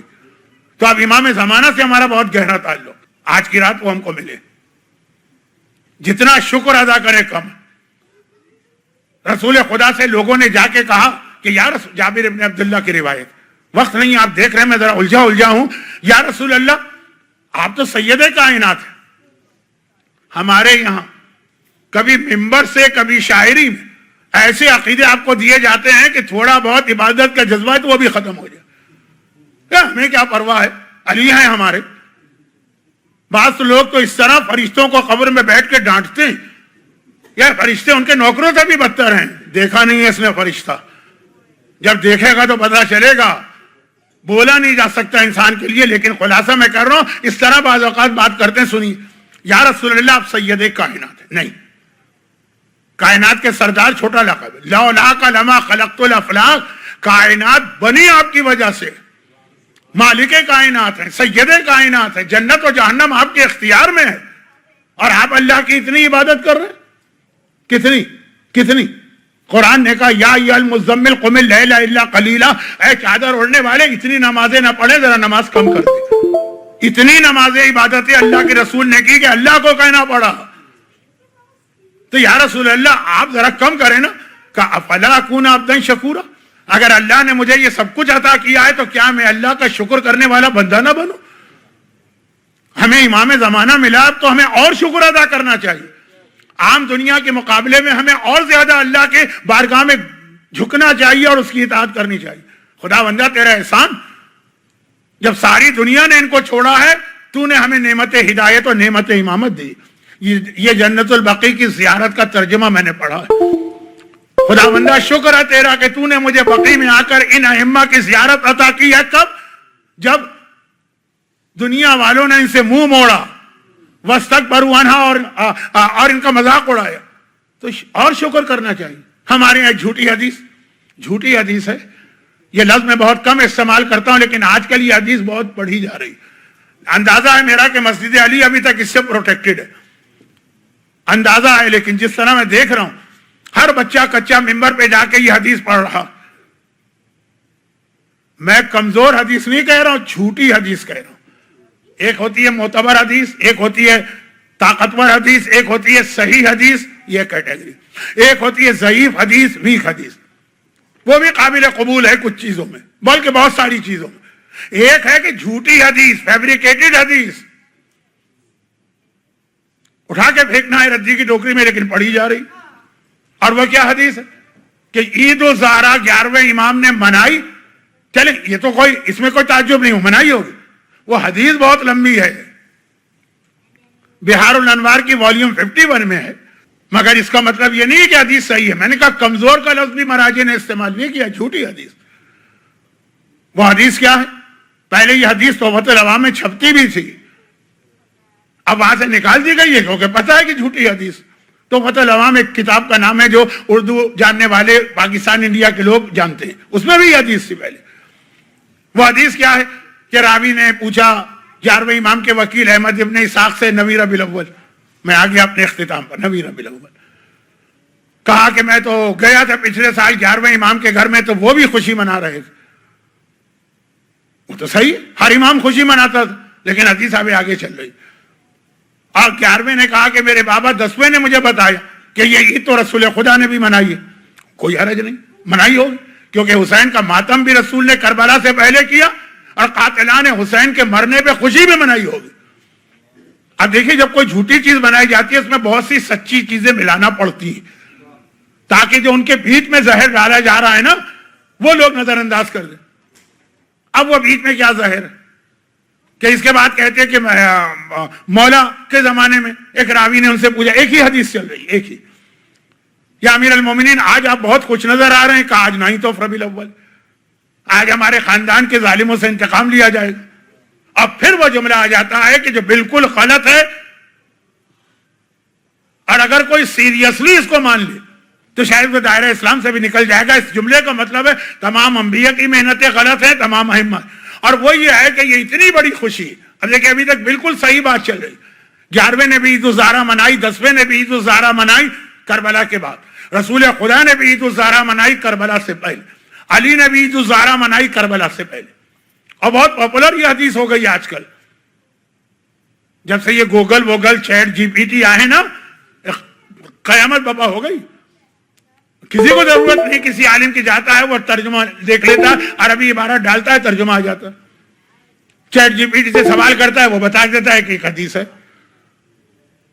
لیکن اب اس کے بیچ میں ایک حدیث کہ اس خوشی میں اتنی بڑی خوشی ہے واقعاً خوشی. اس خوشی میں اللہ 3 دن کے لیے رفع قلم کرتا. اس حدیث کا نام ہے حدیث رفع قلم. جیسے ہوتا ہے نا حدیث قصہ, جیسے ہوتا ہے نا کہ حدیث سلسلۃ الذھب, جیسے ہوتا ہے نا کہ حدیث رایت کہتے ہیں علم, وہی خیبر والی. اس کا نام ہے حدیث رفع قلم. قلم کسے کہتے ہیں؟ جس سے انسان کے اعمال لکھے جاتے ہیں. رفع قلم, رفع مانے اٹھا لینا. 3 دن کے لیے اللہ نے جو اعمال لکھنے والا قلم ہے وہ فرشتوں سے چھین لیا, اور کہا 3 دن تک کسی کے کسی عمل کو نہ لکھنا. اب یہ حلال کریں کہ حرام کریں کہ واجبات کو چھوڑیں کہ گناہ کریں کہ گناہ کبیرہ کریں, سب کی ان کو 3 دن کے لیے چھوٹ ہے. مومنوں کے لیے نہیں, کہا تمام انسانوں سے رفع قلم ہو گیا. 3 دن کے لیے شریعت محمدی معطل ہے. 3 دن کے لیے دین اسلام جو ہے نا اس میں ایک وقفہ دے دیا گیا, کیونکہ آج عید الزہرا. اب یہ جو ٹکڑا آ گیا نا, اس سے پہلے کی باتیں بھی صحیح تھی, اس کے بعد کی باتیں بھی صحیح. یہ صاحبان ایمان کو ہے تو اس میں لفظ انسان, ہر انسان, لیکن باقی لوگ کیوں پڑھیں گے عید الزہرا کی ڈیٹیل؟ مومن پڑھے گا.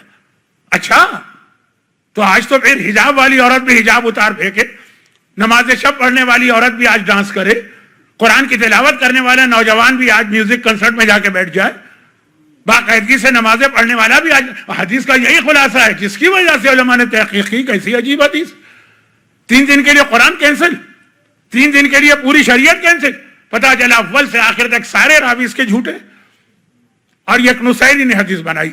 دیکھیں نصیریوں کا ایک عقیدہ, علی کو مانا نا, اب شریعت معاف ہو گئی, بدترین عقیدہ ہے ان کا. تو عید الزہرا اسلام کا انتہائی مقدس اوکیجن ہے, تقدس ہے, تقوی ہے, پرہیزگاری ہے اور خوشی, واقعا خوشی. لیکن اب یہ ایک حدیث آ گئی ہے تو اس سے بات کو آگے بڑھا دو کہ عید الزہرا آخر اسلام میں آئی کیسے. جیسا کہ اس حدیث کے اندر بھی ایک ٹکڑا ہے جس کو میں تو صحیح مانتا ہوں, کیونکہ میں جانتا ہوں کہ جو آدمی بھی معاشرے میں جھوٹ پھیلائے گا کچھ صحیح باتیں ملانا پڑیں گی. 100% جھوٹ تو چل ہی نہیں سکتا نا معاشرے میں, بچہ بھی پکڑ لے گا. تو اب جیسے مثلا کوئی جھوٹی حدیث بنا, کہنا پڑے گا کہ رسول اللہ نے یا امام نے یہ کہا. اگر کہہ دے گا ابو ہریرہ نے یہ کہا, مومن وہیں پہ کان بند کر لے گا, نہیں سننا یہ حدیث ہے. تو کچھ تو سچ میں لانا پڑتا ہے نا. تو وہ صحیح ہے کہ رسول خدا نے جشن منایا ہوگا, مجھے یقین ہے کامل. امام علی نے جشن منایا ہوگا, مجھے یقین کامل. لیکن جو سب سے بڑا جشن منایا گیا وہ چوتھے امام ہے. اور خلاصہ یہاں تک پہنچا بات کا کہ عید الزہرا ہم سے تقاضا کرتی ہے کہ جب اہل بیت کے قاتلوں سے انتقام لیا گیا تو اس کے شکرانے میں آج کے دن عبادت بڑھا دو. جب امام زمانہ کی امامت تمہیں ملی, اس کے شکرانے میں آج سجدے بڑھا دو. ہمارے یہاں ایک رواج ہے, یعنی مذہبی گھرانوں میں, کہ عام دنوں میں کوئی نعمت ملتی ہے تو 2 رکعت نماز شکرانہ پڑھ لیتے. آج زیادہ گناہ نہیں. اور اب تاریخ بتاتی ہے کہ کربلا کے واقعے کو 6 سال گزر گئے. 61 ہجرہ میں کربلا کا واقعہ ہوا, بس آخری جملے ہیں یہ, اسی پہ ختم. 66 ہجرہ میں مختار کو حکومت ملی کوفے کی. بہت دلچسپ مختار نامہ ہے میں پہلے 30 دن پڑھتا تھا, لوگ بہت دلچسپی سے سنتے تھے. کون لوگ؟ جو ویسے میری ہر مجلس کا بائیکاٹ کرتے تھے, لیکن مختار نامہ اتنا انٹرسٹنگ ہے کہ اس میں لوگ آتے تھے, اور میں اس میں پھر بیچ میں نماز, کہیں روزہ, کہیں حجاب, کہیں خمس ملا ہی دیتا تھا. جب آ ہی گئے نا تو ملا ہی دینا ہے, وہ سن لیتے تھے مجبوراً, کیا کریں. لیکن اب جب سے یہ سیریل بن گیا مختار نامے کا, کوئی ضرورت نہیں رہی مجھے اس پر بات کرنے کی. کچھ چیزوں میں مجھے اختلاف ہے اس سے, کہ ہسٹری میں کئی الگ الگ واقعات ہوتے ہیں, لیکن جو بنیادی طور پہ واقعہ ہے پورا مختار کا, اس میں کوئی اختلافی بات نہیں. 66 ہجرہ حکومت مل گئی, 5 سال بعد 61 سے 66, اور یہ ملی ہے جماعت الثانی میں نا, جماعت الاول. وہاں سے محرم تک کے جو 6-7 مہینے گزرے, 67 ہجرہ میں محرم جو آیا, نیا سال شروع. تو اب یہ جو 6-7 مہینے ملے, اس میں مختار ایک سے ایک ظالم کو ڈھونڈ کے کیفر کردار کو پہنچا رہے. حتیٰ یہ کہ جب آقا حسین کی سواری کا وہ اونٹ جس پر آقا نے عاشور کا آخری خطبہ دیا تھا, جس میں ایک جملہ کہا تھا کہ تم میرے خلاف اس لیے آئے ہو کہ تمہارے پیٹ میں مال حرام پہنچ گیا, وہ اونٹ, اس کو بھی پھر ذبح کیا گیا, یعنی نہر کیا گیا, اور اس کا گوشت کوفے میں تقسیم ہوا. میجورٹی نے لینے سے انکار کر دی. کچھ گھروں نے بڑی خوشی سے قبول کیا, وہ 40 گھر تھے. مختار نے ان کو بھی سزا دی. جنہوں نے آقا حسین کے لاشے پہ گھوڑے دوڑائے تھے 10 ظالم تھے. جو عمر سعد نے کہا کہ بھائی تیار کرو گھوڑے, فوج تیار نہیں تھی, وہ ظالم بھی تیار نہیں تھے, 10 آدمی تیار ہو گئے. بعد میں پتا چلا سب کے سب جو ہیں ناجائز اولاد ہیں. اب وقت نہیں ہے نا تو میں تو بہت اشارے کر رہا ہوں. مختار نے انہیں بھی گرفتار کیا, کہا اچھا تم نے گھوڑے دوڑائے, انہیں زمین پہ لٹایا, ان کے ہاتھ پاؤں میں میخ گاڑی, اور زندہ یہ تھے, ان کے اوپر گھوڑے دوڑوائے. تو ہر ایک کو سزا دی جا رہی ہے جیسا اس نے جرم کیا. لیکن سزا دی, جہنم واصل کیا, لاشا پھینک دیا, جلا دیا, جو بھی ہو. ان میں سے اسلام کسی کا بھی نہیں, غیر یہ کافر ہو گئے سارے کربلا جا کے. کیونکہ کبھی کوئی کہتا ہے کہ مولانا ٹھیک ہے سب کچھ کیا, لیکن مسلمان کو تو دفن کرنا واجب ہے. دشمن اہل بیت جو ہے وہ ہمارے یہاں ناصبی کہلاتا ہے, تمام مراجع کا فتویٰ دیکھ لیجئے, وہ کافر ہے, نجیس ہے, اس کو غسل کفن دینا بھی جائز نہیں. ایک آدھ جملہ میں اس لیے کہہ دیتا ہوں کہ اعتراضات کا جواب بھی ملے, لیکن باقی تو سب کے ساتھ ہی ہے. 5 ظالموں کی مختار کو خاص تلاش تھی. ان میں ایک تو وہ ہرمولہ تھا کہ چوتھے امام جب کبھی مختار کو پیغام بھیجواتے ہیں کہتے ہیں ہرمولہ پکڑا گیا کہ نہیں. پورا واقعہ بھی ہے لیکن اس کو پڑھنے کی ضرورت نہیں. دوسرا خولی تھا جس نے جناب زینب کی چادر کو چھینا ہے, کسی اور میں ہمت نہیں تھی. چوتھے امام کی کمر پہ کوڑے مارنا اس نے شروع کیا, دوسرا خولی تھا. حالات ہی پڑھوں گا ان میں سے ہر ایک کے, تو آدھا گھنٹہ اور نکل جائے گا, نہ وقت ہے نہ ضرورت. تیسرا شبر, آقا حسین کے سینے پہ بیٹھ کے آقا کے گلے پہ, اب چونکہ مصائب نہیں پڑھنا, تیسرا شبر. چوتھا اس کا اپنا سگا بہنوئی عمر سعد. عمر سعد تو مختار کا اپنا بہنوئی, بہن کا سہاگ نہ اجڑے اس کے خاطر لوگ کتنے کمپرومائز کر لیتے تھے. اب آج کل تو بھائی بہن کسی کا خیال مومن بھی نہیں کرتا, لیکن پہلے زمانے میں تھا. بلکہ پنجاب جو ہمارے ملک کا ایک صوبہ, وہاں تو بہن کا دوپٹہ اتنی قیمتی چیز بن جاتا ہے کہ پورا خاندان وہ مار دیتے اگر کسی نے ان کی بہن کے دوپٹے پہ ہاتھ ڈالا. اگر کسی نے کبھی کوئی پنجابی فلم دیکھی ہوگی معاذ اللہ, تو یہ جملے اسی میں آتے ہیں. لیکن عمر سعد مختار نے گرفتار کیا اور عمر سعد کو قتل کیا. چوتھا, بہن بیوہ ہوتی ہے ہو جائے, اس کے 2 بیٹے بھی پکڑے گئے تھے. یہ دونوں کا ماموں ہے مختار. میرے بچپنے میں میری نانی نے مجھے کہانیاں سناتی تھی جب میں بہت چھوٹا سے, اس بچے جیسا. تو اکثر وہ کہانیوں میں آتا رہا کہ جن نے پکڑ لیا کسی کو, جو پکڑا گیا اس نے کہا ماموں سلام. جن نے کہا کیا مٹی کھاؤں, خاک کھاؤں, بھانجے کو کیا کھاؤں, جاؤ. ماموں بھانجے کا رشتہ ایسا ہی ہوتا, یہ کہانیوں میں فیری ٹیلز میں آتا. لیکن مختار نے کہا بھانجے, ایک کو قتل کرا دیا, دوسرے کو چھوڑ دیا. کیونکہ پہلا اپنے باپ کے عمل پہ راضی تھا, پورے فخر کوفے میں کربلا کے بعد کہتا تھا دیکھو میں اس کا بیٹا ہوں, اور دوسرا اپنے باپ سے ناراض تھا کہ آپ نے گناہ کبیرہ کیا ہے, میں آپ کو سلام بھی نہیں کروں.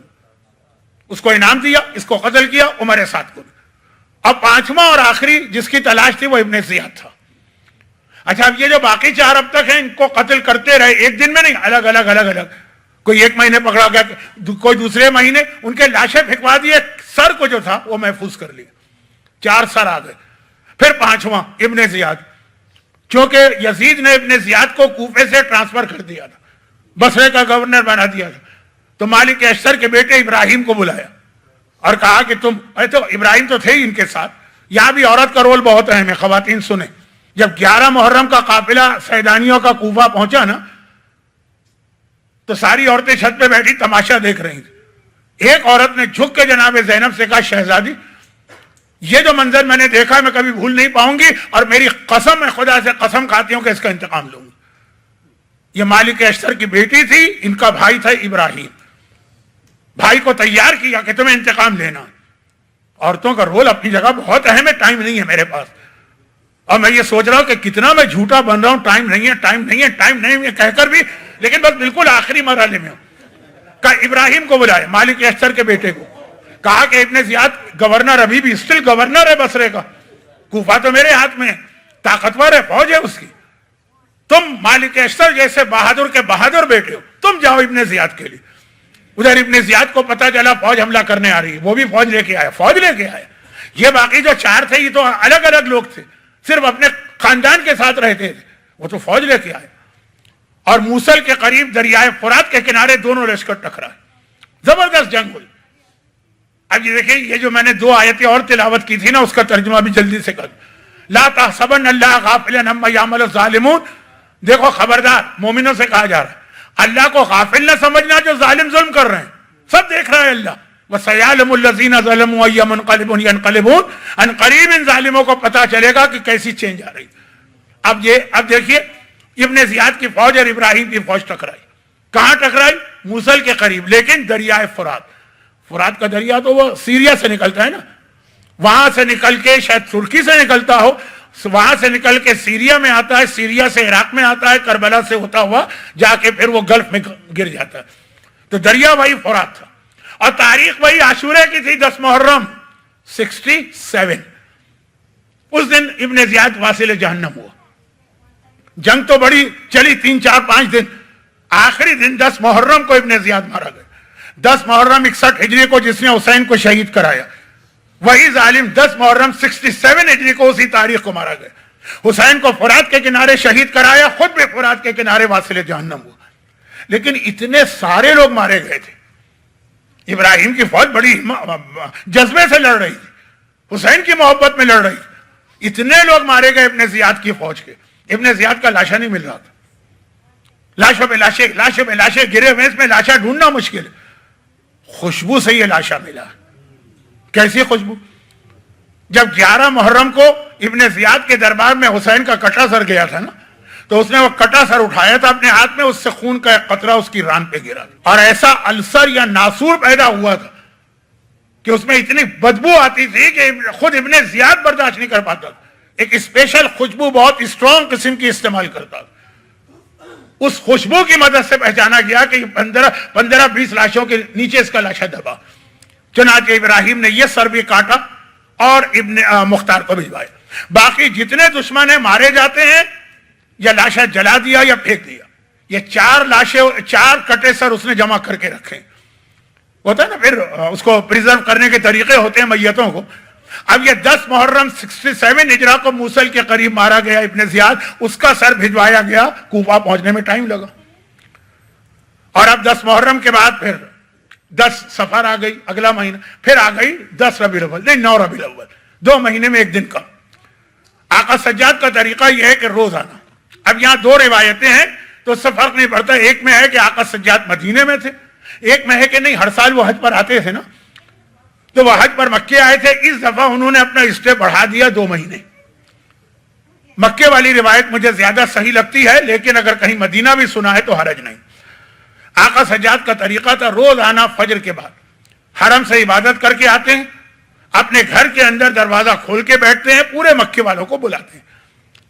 یہ پوری زندگی 35 سال آقا کا مدینے میں طریقہ رہا ہے، 35 سال پورے شہر کے ناشتے کا اور پورے شہر کے رات کے کھانے کا انتظام کرتے ہیں، لیکن یہ کبھی چوتھے امام کے حالات مجھ سے سنیے گا، اس میں بھی بہت باتیں کہنے کو ہیں، وہاں تفصیل آتی ہے۔ تو آج بھی امام کا گھر کھلا ہے، صبح کا وقت ہے، سفرہ بچھا ہے، ناشتے کا انتظام کیا جا رہا ہے، لوگ آ کے بیٹھے کہ اتنے میں ایک نیا آدمی داخل ہوا مولا کے اس کمرے میں، کھلا ہوا ہے، لیکن وہ آنے والا یونیفارم میں ہے۔ اس زمانے میں یہ پوسٹ مین، میسنجر یا کوریئر والے خاص یونیفارم پہنتے تھے، آج بھی پہنتے ہوں گے۔ اس کا لباس بتا رہا ہے کہ یہ امام کے دسترخوان پہ بیٹھے نہیں آئے، کسی کی طرف سے پیغام لے کے آئے۔ اس کے ہاتھ میں ایک پاؤچ ہے، تھیلی ہے اور ایک خط ہے۔ سلام کر کے پہنچا اور مولا کے سامنے تھیلی رکھی۔ مولا یہ گفٹ ہے، کہاں سے آیا؟ کہا مختار نے بھیجوایا۔ اب امام جانتے ہیں علم امامت سے، لیکن جو پورا مجمع اسے کیا پتا؟ اسے بتانا ہے۔ تو کہا کیوں بھیجوایا؟ کہا یہ خط بھی ساتھ میں ہے، پڑھ لیجئے گا۔ امام نے خط کھولا، خط میں لکھا تھا فرزند رسول، بہت مختصر کر رہا ہوں اس خط کو، میں آپ کی اور کوئی خدمت تو نہ کر سکا، لیکن آپ کے بابا کے 5 ظالم ترین دشمنوں کے کٹے ہوئے سر آپ کو بھجوا رہا ہوں، یا یہ سر الگ الگ تاریخوں میں کاٹے گئے تھے جب سب جمع ہو۔ اس تھیلی کے اندر ابن زیاد کا سر ہے، عمر سعد کا سر ہے، شمر کا سر ہے، حرملہ کا سر ہے، خولی کا سر ہے، لعنت اللہ علیہم اجمعین، یہ 5 کے 5 ملعون سر ہے۔ اور یہ امام نے اب سب کے سامنے وہ تھیلی کھلوائی، غلام سے 5 کٹے سر نکلے۔ اور اب یہ ناشتے کا انتظام ہو رہا ہے، یعنی سفرے کے اوپر ڈشز لگ بھی رہی ہیں، لوگوں نے ناشتہ شروع بھی کر دیا۔ جیسے امام نے یہ خط پڑھا، یہ سر سامنے آیا، امام سجدے میں گر پڑے۔ اچھا، امام اتنے سجدے کرتے تھے کہ ٹائٹل ہی سجاد ہے، کوئی نعمت ملے، کوئی مصیبت دور ہو جائے، سجدہ۔ لیکن یہاں اس وقت جو سجدے میں گئے تو ایک عجیب دعا پڑی سجدے میں، جس نے لوگوں کو چونکا دیا۔ اگر امام سجدے میں جاتے کہتے شکرن للہ، ٹھیک، سبحان رب الاعلیٰ، ٹھیک۔ امام سجدے میں جا کے کہتے ہیں شکرن للہ، خدا بندہ تیرا شکر ہے کہ تو نے میری دعا کو قبول کر لیا۔ اب یہ جملہ بڑا عجیب تھا۔ تو جیسے ہی سجدے سے سر اٹھایا، ناشتے پہ بیٹھے ہوئے لوگوں نے کہا فرزند رسول یہ کون سی دعا کا آپ ذکر کر رہے ہیں؟ کہا جب 11 محرم کو ہمارا لٹا قافلہ ابن زیاد کے سامنے گیا تھا نا، اس وقت وہ ناشتہ کر رہا تھا۔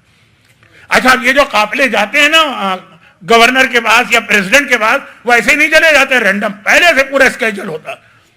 ابن زیاد نے نعوذ باللہ اہل بیت کی توہین کے لیے ایسا سیٹ کیا تھا کہ میں ناشتہ کر رہا ہوں گا تب ان کو لانا، کیونکہ پھر میں کہوں گا بھائی میں تو ناشتہ کر رہا ہوں، میرے پاس ٹائم نہیں ادھر ادھر دیکھنے کا۔ یہ کسی کی توہین کا طریقہ، اگنور کرو اسے، یہ بتا دو کہ اس کی کوئی اہمیت میرے پاس نہیں۔ تو ساری سیٹنگ تھی ٹائم کی۔ حکمرانوں کے بعد اسی طرح سے جاتے ہیں، جو اس کے قافلے آتے ہیں، کوئی مہمان آ گیا الگ بات ہے، لیکن جو خود اس کا اپنا فوج کا دستہ۔ تو ابن زیاد نے ٹائم یہ سیٹ کیا تھا میں ناشتہ شروع کر رہا ہوں گا، ناشتہ کر رہا ہوں گا، یہ لوگ آئیں گے اور میں کہوں گا نہیں بھائی پہلے مجھے کھانا کھانا ہے، پیٹ بھرنا ہے، کون ہے ان کو کھڑا کر دو ایک طرف، قیدی تو ہے نا۔ توہین۔ مولا سجاد کہتے جب میں نے یہ منظر دیکھا کہ میری بہنیں، میری پھپھیاں، میری مائیں، میری خاندان کی خواتین اتنی دیر کھڑی ہوئی ہیں اور ملعون ناشتہ کر رہا ہے، جان بوجھ کے آج ناشتہ ڈیلے کر اور لمبا کر اور لمبا، میں نے خدا سے دعا کی تھی خدا بندہ اس ملعون کا کٹا سر میرے پاس اس وقت بھجوانا جب اسی طرح سے میں ناشتہ کر رہا ہوں۔ الحمدللہ الذی، اس تعریف ہے اس خدا کے جس نے میری دعا کو قبول کیا۔ اور اب یہاں تو چوتھے امام نے تو مختار کے قاصد سے کوئی ٹائم سیٹنگ نہیں کی تھی، یہ دعا کی قبولیت۔ اور پھر ابھی لوگ بیٹھے ہوئے ناشتہ کر رہے، امام کھڑے ہوئے اور گھر کے پچھلے حصے میں گئے جہاں لیڈیز کا سیکشن ہے، اور تمام خواتین کو 5 حکم دی۔ کہا کہ اب اس وقت اپنے سر میں تیل ڈالو۔ کربلا کے بعد 5 سال گزر گئے، کسی بیوی نے سر میں تیل نہیں ڈالا۔ بالوں میں کنگھی کرو، 5 سال سے کسی نے کنگھی نہیں کی ہے۔ جن جن کو ضرورت ہے وہ خضاب لگائیں۔ 5 سال ہو گئے جن کے سفید بال بھی ہیں انہوں نے خضاب استعمال نہیں کیا۔ نزع اسود، جو 5 سال سے کالے کپڑے پہنے آج کالے کپڑے اتارو اور بہترین کپڑے پہنو۔ یعنی اہل بیت کے گھر میں جو لباس ہوتے ہیں وہ ایسے شہزادیوں جیسے تو نہیں ہوتے، لیکن جتنے لباس ہیں ان میں جو بہترین لباس، اور چولہے روشن کر کے آج بہترین کھانے تیار کرو۔ اہل بیت کی غذا تو بہت سادہ ہوتی ہے، کربلا سے آ کے اور سادہ ہو گئی تھی۔ کہا کہ نہیں، چولہے روشن کر کے بہترین کھانے تیار کرو۔ 5 حکم تو ان عورتوں کو دیے، اور 6واں حکم جو تھا وہ کنیزوں کو دیا کہ سارے گھر میں عود اور دوسری خوشبو سلگائی جائے، پورے گھر کو خوشبودار بنایا جائے، آج اتنا خوشی کا دن۔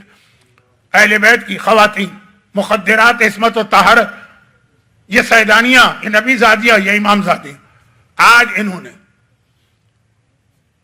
لباس بدلے اور بہترین لباس پہنے، بہترین کھانے تیار کی، گھر کو خوشبودار بنائے، اور وہ سر میں تیل اور یہ ساری چیزیں. چنانچہ خواتین سے بھی گزارش ہے کہ واقعاً اس پہ عمل کریں، مردوں سے بھی گزارش ہے اس پہ عمل کریں، اور بچوں کو اس طرح سے کل کا دن سیلیبریٹ کرائیں، گفٹ دے دیں، عیدی دے دیں. انتظار کرتے ہیں نا بچے ان چیزوں کا، پتہ چلے کہ خوشی کا دن. اور خاص اہتمام کے ساتھ خوشبو لگائیں. پھر امام باہر آ گئے اور میرے آخری دو جملے. اب امام باہر آ گئے، مرد تو ناشتہ کر رہے ہیں، ناشتہ اتنی دیر میں ختم ہو گئے، اور امام وہ سر دیکھتے جاتے ہیں اور کہتے جاتے ہیں کہ آج میرا دل خوشی سے اتنا بھرا ہوا ہے، اتنا بھرا ہوا ہے کہ میں اپنی خوشی کو ظاہر بھی نہیں کر پا رہا ہوں. جب بہت خوش ہوتا ہے نا آدمی. اچھا، جتنے لوگ آئے ہوئے تھے وہ سارے کے سارے تو امام کے ماننے والے نہیں تھے. دسترخوان کھلا، لوگ آ ہی جاتے. مکے میں، مدینے میں، کربلا میں آپ نے دیکھا ہوگا کہ جب نظر و نیاز ہوتی ہے تو بہت سے ایسے آلتو فالتو کے لوگ بھی آ ہی جاتے، اور اسی لیے نظر و نیاز کی جاتی ہے، اسی بہانے لوگ آ جائیں. اچھا، امام کے یہاں روز آنا. خواتین سے گزارش ہے کہ مجھ سے ایک سوال نہ کریں، ویسے تو میں کسی سے کانٹیکٹ میں نہیں ہوں، وہ سوال میں ابھی بتا رہا ہوں. امام کے یہاں ناشتے کا اختتام ہوتا ہے ایک ڈیزرٹ پر، اور ایک بہترین میٹھا، بہترین ڈیزرٹ امام کے گھر سے تیار ہو کے آتی کہ ایسی عرب میں آج تک کسی نے نہیں کھائی تھی. تو بہت سے لوگ تو خالی اسی ڈیزرٹ کے لیے آتے تھے. آج ڈیزرٹ نہیں آئی. اب جو لوگ امام کے چاہنے والے ہیں وہ تو امام کی خوشی میں خوش ہیں نا، لیکن جو آئے تھے اس ڈیزرٹ کے لالچ میں، 5 منٹ گزر گئے، 10 منٹ گزر گئے، کہیں سے کوئی آثار ہی نہیں. آخر کسی نے ہمت کر کے کہا فرزند رسول وہ میٹھا کہاں ہے؟ اتنا اچھا میٹھا کہ اس کے چکر میں بہت سے لوگ آتے ہیں، ناشتہ بھی نہیں کرنا. جب یہ واقعہ میں پڑھتا ہوں تو بعض خواتین لکھ کے بھیجتی ہیں مولانا اس کی ریسیپی تو بتا دیجئے نا. یہ مجھ سے نہ پوچھیے گا، مجھے نہیں پتا کہ کیا اس کی ریسیپی. بس اتنا پتا ہے کہ اس ویسی ہی خوشبو آپ کو، ویسی ہی ڈیزرٹ آپ کو جنت میں ملے گی اگر آپ اہل بیت کی خوشی میں صحیح معنی میں خوش ہوں. لیکن اب دیکھیے امام کا جملہ اور میری بات ختم ہو گئی. یہ آخری جملہ وہ جو آیا تھا اس چکر میں کہ آج تو بہترین ڈیزرٹ ملے گی. فرزند رسول بہت دیر ہو گئی ہے، ناشتہ ختم ہوئے، ڈیزرٹ نہیں آئی، وہ میٹھا نہیں آیا. امام کا جملہ بتا رہا کتنے خوش ہیں. کہا کہ ان کٹے سروں کو دیکھ کر مومن کے دل میں جو مٹھاس پیدا ہوتی ہے، کیا اس سے بہتر کوئی میٹھا اس کائنات میں ہے؟ یہ کٹا ہوا سر دیکھ کر مومن کا دل مٹھاس سے بھر جائے گا. تو وہ تو جو دیکھ رہے تھے اور جو سن رہے ہیں ان کی بھی یہی حالت ہونی چاہیے. واقعاً یہ بیان سن کر کے عمر سعد اور شمر کتنا کربلا کے اندر تکبر، گھمنڈ، ایروگنس کا مظاہرہ کر. امام کہتے ہیں واقعاً اتنا خوش. پروردگارہ ہم بھی امام کی خوشی میں خوش ہیں، اور ہماری اس خوشی کو ہمیشہ ہمیشہ کی خوشی بنائے. غم حسین تو ہم کو عطا کر، کیونکہ ایک دن کے بعد دوبارہ ماتم شروع ہو گیا تھا، لیکن ہماری اس خوشی کو جو امام کی وجہ سے ہے پرماننٹ اس طرح سے بنا کہ دنیا میں بھی ہمیں ہر خوشی عطا فرما، اور اسی خوشی کو ہمیں قیامت و جنت تک لے جانے کا موقع عطا فرما. انہی امام کے طفیل کہ جو وارث کربلا ہیں، اور اس حسین کے طفیل جس نے کربلا میں جان دی. تمام صاحبان ایمان کو، خصوصاً جو لوگ ان تقاریر میں بیٹھے ہیں 3 دن یا آج، انہیں دنیا کی ہر آفت، ہر بلا، ہر مصیبت، ظالموں کے ہر شر سے محفوظ فرما، اور قبر و قیامت و پل صراط کے ہر عذاب سے اسی امام کی برکت سے محفوظ فرما. خدا بندہ ہم نے 2 مہینے 8 دن ماتم کیا، لیکن حق ماتم عطا نہ ہوا. جنت میں بھی ہمیں حسین کا ماتم حسین کے ساتھ کرنے کی توفیق عطا فرما. اور ہمارے وہ مرحومین جو دنیا میں ہر سال یہ خوشی مناتے تھے اب چلے گئے، اعلی علیین میں انہیں یہ خوشی منانے کے لیے اہل بیت اطہار سے ملحق فرما. ہمارے بیماروں کو شفا عطا فرما، حاجت مندوں کی حاجت پوری فرما، اور اس خوشی کو مکمل کرنے کے لیے، ابھی مکمل نہیں ہے، نامکمل ہے. یہ مارے گئے، لیکن جو ان کے پیچھے بڑے بڑے لوگ تھے جنہوں نے لا کے ان کو بٹھایا، ان سے تو انتقام باقی ہے نا. خدا بندہ خوشی کو مکمل کرنے کے لیے انہی کے وارث، انہی کے فرزند، انہی کے خون کا انتقام لینے والے امام زمانہ کے ظہور میں تعجیل فرما. میری ایک عادت نہیں ہے، لیکن آج آخری تقریر کا آخری جملہ کہ اس وقت میں ریکویسٹ کروں گا ایک مرتبہ بآواز بلند درود کا تحفہ بھجوا دے محمد والے محمد.